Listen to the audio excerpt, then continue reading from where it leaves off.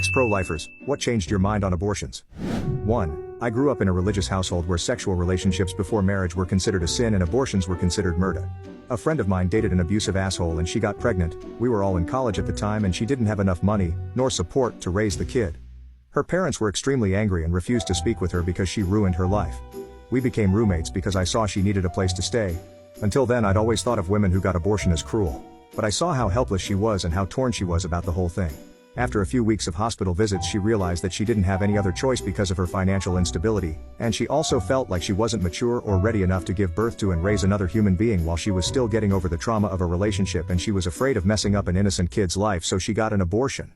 After seeing all that happen I realized that abortion wasn't just people fucking around and then murdering an innocent child. It was when people were in situations where they knew they weren't ready for a child. 2. The exceptions were too numerous and sometimes too obscure to be properly written into law, so the law shouldn't restrict it. 3. When I was younger I was assaulted by a family friend. I wasn't pregnant, but when I had to get the test the lady told me, if anything goes wrong, my sister works at Planned Parenthood. She was a very sweet woman, but at that time I was like, I would never abort a child. I remember genuinely shaking and crying before I had to take the test because it reminded me of what happened. I was negative, but the fear of having to raise the child that was forcibly put into me made me genuinely sick to my stomach. 4. I got pregnant and my ex tried to force me to have one. Having someone try to take your choice out of the matter right in your face is a bit of an eye-opener.